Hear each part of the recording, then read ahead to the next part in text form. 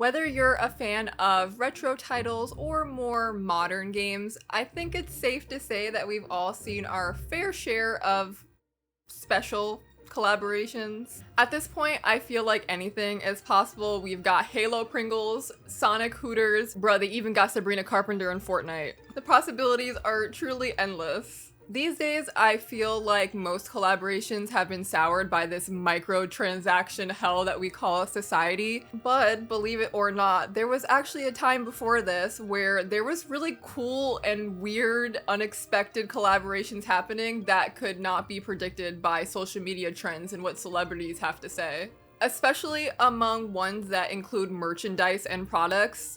To be honest, there's a lot of weird collabs that have happened. But at the same time, there's also kind of like a collaboration hall of fame. One of the most surprisingly well-executed collaborations was announced at the 2000 Tokyo Game Show, where Squaresoft, now known as Square Enix, and massive soft drink and food product tycoon Coca-Cola announced that they would be joining forces. Shortly before the release of Square's next major title, Final Fantasy IX, they participated in this marketing campaign, exclusive to Japan, probably in hopes of garnering more attention and excitement for their new title. The two brands announced that any in-store purchases of 20-ounce Coke drinks would include a randomly selected 1.5-inch plastic Final Fantasy minifigure. From the lot of available characters, there were 3 distinct variations that were released during the promotion. The deformed style, which was more cute/chibi version of the character, and it had more cartoon-like proportions. The real style, which was more realistic looking and mirrored more how the characters looked in-game, and then the crystal version, which are semi-opaque and completely red colored. And then underneath every figure on their base, there was a big and shiny Coca-Cola logo. I couldn't find exact confirmation when this was released, but the wiki claims sometime in March of 2000, which is the same month of the Tokyo Game Show. This really interesting full CG commercial release, which featured the revealed Final Fantasy IX characters interacting with Coca-Cola branding and some magical Coke dust. Do what you will with that information. Following up the commercial on April 17th of 2000, the first edition of minifigures were released in stores across Japan. At first, Volume 1 included characters from Final Fantasy VII and Final Fantasy VIII for a combined total of 24 figures. Half the set included Final Fantasy VII characters Cloud, Aerith, Tifa, Sephiroth, Chocobo, and Mog, while the other half included Renoa, Squall, Cypher, Laguna, Cactuar, and Poo-Poo from Final Fantasy VIII. All these characters appeared in the deformed figure style, and half were colored regularly and the other half were in the Coca-Cola red crystal version. At this point, Final Fantasy IX was deep in promotional content, and it was set to release in July, just 3 months after the release of the first edition of minifigures. During the promotional content for the release of Final Fantasy IX, all of the main characters were released slowly through batches and unveiled over time. Once all of the playable characters from the new title were announced, Coca-Cola released a subsequent Volume 2 that introduced all of the newly announced Final Fantasy IX characters in addition to more Final Fantasy VII and VIII figures, except this time in the real style. Doubling that of Volume 1, Volume 2 now had 48 available figures. In addition to the previously introduced characters, we saw the addition of Barrett, Yuffie, Vincent, and Red 13 to Final Fantasy VII, and then Quistis, Zell, Selphie, and Irvine to Final Fantasy VIII. And as we mentioned earlier, this new volume included the release of the entire playable cast of Final Fantasy IX, including Zidane, Garnet, Steiner, Vivi, Freya, Amarant, Eiko, and Quina. Sometime during the winter holiday season of this year, a contest was held where you could send in the seals from the caps of Coca-Cola bottle products for a chance to enter into a prize drawing. From this, there were 3 different lotteries you could win, A, B, or C.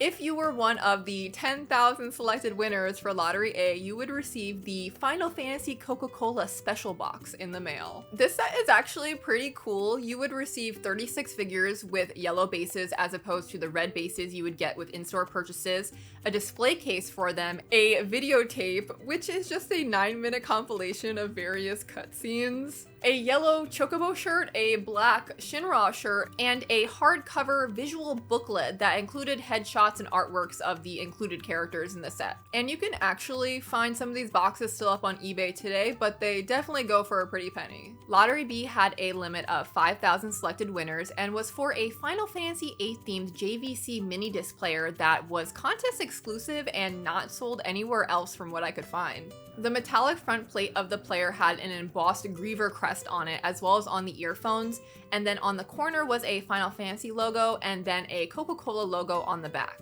While editing this video, I realized that I completely failed to mention anything about Lottery C. So I actually couldn't find really much about Lottery C to begin with. I can just make out from this like crusty JPEG that I'll put on the screen that it was for some kind of sidekick flip kind of phone. I'm assuming that it was for Final Fantasy VII since the JVC mini disc player was for Final Fantasy VIII, but I really can't make it out based on this photo. And just like Lottery B, there was also a limit of 5,000 winners for this cell phone, but that is like all the information I could find about it. And then when I was digging about information for the phone giveaway, I found out on some like really strange Coca-Cola archival website that there was actually a second sweepstakes that was run by Coca-Cola and Square sometime in 2001 before the release of Final Fantasy X. And then if you collected all of the correct promotional seals or something like that, you would send them in. And then Square would send you a promotional early access copy of Final Fantasy X.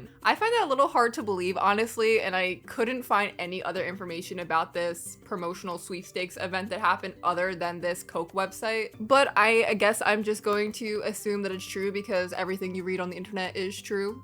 But yeah, I just thought that was some information that I should add on to the video. See ya. This campaign was seemingly incredibly successful for both parties because Coca-Cola and Square would continue the campaign over the next year following the release of their next major title, Final Fantasy X, in July of 2001. This final volume, Volume 3, featured exclusively characters from Final Fantasy X and 4 different versions for a total of 32 unique minifigures. The available characters were Titus, Yuna, Waka, Lulu, Auron, Riku, Seymour, and Kimari, and they were either in the real style or the deformed style, and they could be colored regularly or they could be in the crystal red color. Unlike the past volumes with just a Coca-Cola logo on the bottom of the stand, the deformed figures in this set all have their own unique Coca-Cola memorabilia worked into the design. I personally find this really hilarious and silly, like Auron keeps that thing on him. Besides the figures and lottery contests, there were also some various little things like the art museum trading cards where 18 of the available cards would be attached to 1.5 liter Coca-Cola bottles. And also this promotional Coke bottle featuring Cloud and Squall cracking open a cold one together. Unironically, I actually really like this bottle. I think it's really cool. It reminds me a lot of early Kingdom Hearts promotional artwork. There is no confirmation on who the artist was, but personally to me, it looks like Nomura's artwork.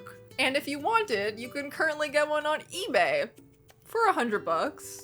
But yeah, I actually think this is a really cool collaboration. I'm honestly surprised at how well executed the figures are and how they actually like still look really great today, and they held up really great. Like for just being a silly collaboration between a video game company and like Coca-Cola really randomly, I think they actually made a pretty cool product. The figures are obviously designed with a bit of care. There is obviously limitations when it comes to making something so cheaply and so small, but for something that was given away for free, technically for free, since you didn't have to pay extra with your Coke bottle, you did have to buy a product to get it. But for something more or less for free with your purchase, I think they look pretty good. And as you can see from like the eBay listings, they've held up pretty well throughout the years.